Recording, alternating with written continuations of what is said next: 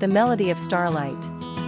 In the quaint town of Valoria, nestled between golden hills and lavender fields, lived a quiet pianist named Alara. Her days were filled with the soft rhythm of keys and the scent of old sheet music in the little music shop she inherited from her grandfather. Every evening, when the sun dipped below the horizon, she played gentle lullabies that drifted through the open windows, filling the streets with dreams. Across the square, in an old bookstore lit by amber lamps, worked a writer named Cale. He was a man of few words, choosing to express himself through ink and parchment. Every day, he listened to the music coming from Alara's window. It stirred something in him, memories he had buried and hopes he didn't dare voice. One rainy afternoon, Cale finally walked into her shop. He stood silently for a while, watching her hands dance over the keys. When she looked up, their eyes met, and it felt like two forgotten melodies finally harmonized. He smiled, shy but sincere.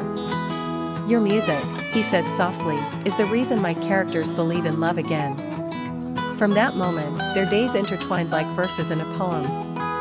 Alara played for him under the stars, and Cale read to her stories of timeless lovers by candlelight. Their bond was quiet, yet profound, rooted in shared silences, in glances that said more than words.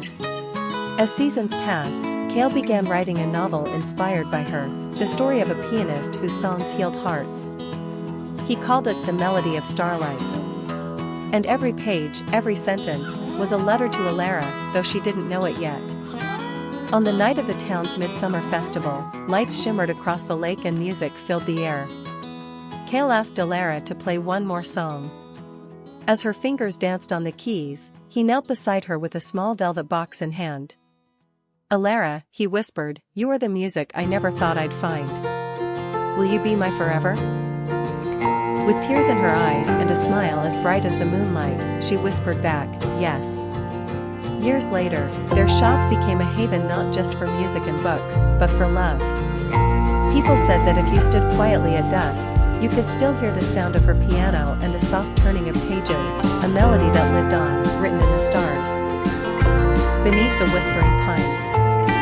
In a quiet village nestled between the misty hills of Scotland, where the air always carried a hint of pine and the wind sang songs of forgotten times, lived a young woman named Alara. She was a painter, known not for fame or fortune, but for the way her brush could breathe life into silence. Her cottage stood at the edge of a forest, surrounded by pines that whispered stories to the stars. Alara lived alone, ever since her parents passed away in her early 20s. She found comfort in the solitude, in the quiet rhythm of her days, until one rainy evening in October, when fate knocked on her door, quite literally. A man stood there, soaked to the bone, his car stranded on the muddy road nearby. His name was Aidan, a writer from London who had come seeking inspiration, but instead found himself lost in the winding trails and relentless rain of the countryside. With a shy smile and a warm fire, Alara welcomed him in. What was meant to be a one-night stay stretched into days. The storm refused to leave, and strangely, neither did Aidan. He helped her gather firewood, listened to her stories, and shared his own, the ones he wrote and the ones he hadn't told anyone. She showed him her paintings, and for the first time, someone looked at them not as pretty landscapes, but as windows into her soul. In the evenings, they sat by the fireplace, the air between them filled with unspoken longing. There was something about him, the quiet way he noticed things, like how she tucked her hair behind her ear when she was nervous, or how her hands trembled slightly when she painted the sunrise. And Alara, she saw the sadness he tried to hide in his laughter, the way his heart carried the weight of words he never dared to write. One night, as snow began to fall outside and silence wrapped the forest like a blanket, Aidan asked her, "Do you ever paint people?" Alara looked into his eyes, deep and searching. "Only the ones I can't forget." The air stilled. Aidan reached for her hand. "Alara," he whispered, "may I be one of them?" She didn't answer. Instead, she kissed him, soft, unsure, but full of everything she had never said. And in that moment, beneath the whispering pines, a promise was made without words. Weeks passed. The snow melted. Aidan had to return to London. He left her a letter, folded, tied with a red ribbon, and placed on the windowsill where the morning light always fell. I stay, I fear I'll never write again. But if I leave, I fear I'll never be whole again. If your heart still calls for me when spring returns, I'll come back, not as a visitor, but as yours. Yours in every way that matters. Aiden. Spring came. So did the blossoms, the colors, and the longing.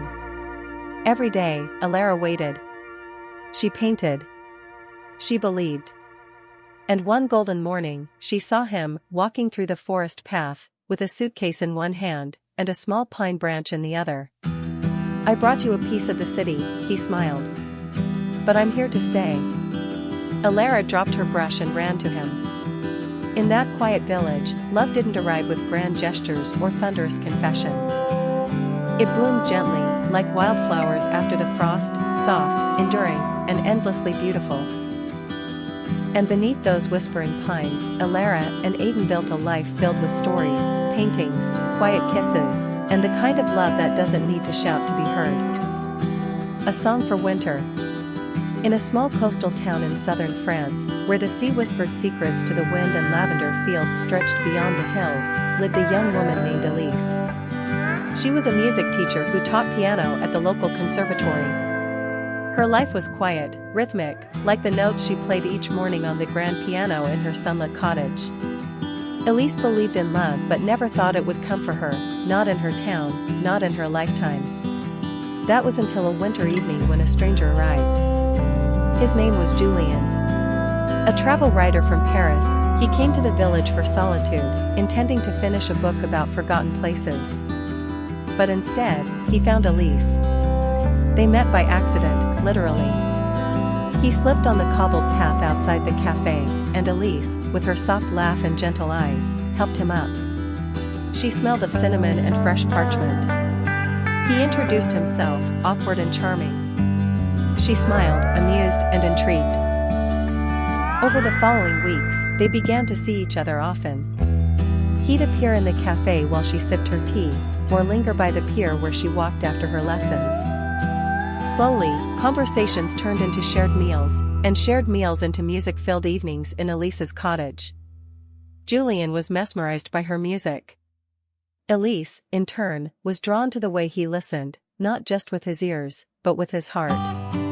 One night, as snow softly dusted the rooftops, Elise played a melody she had never shared before.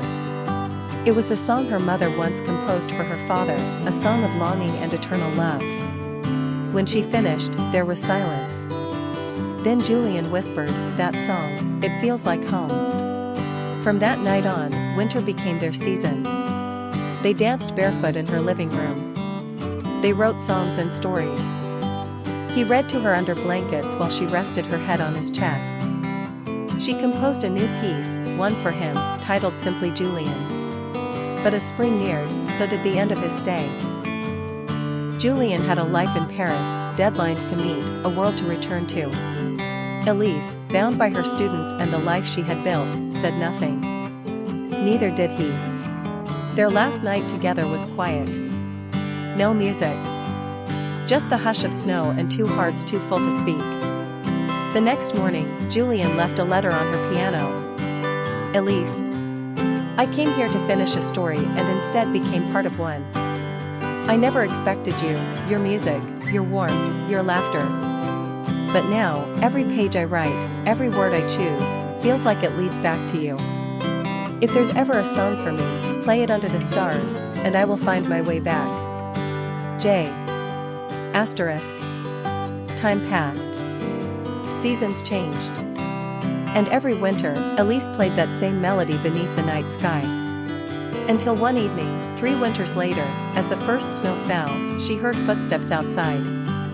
He stood there, older, eyes wiser, smile the same. I heard the song, Julien said. And Elise, with tears in her eyes and love still in her heart, whispered, "Welcome home."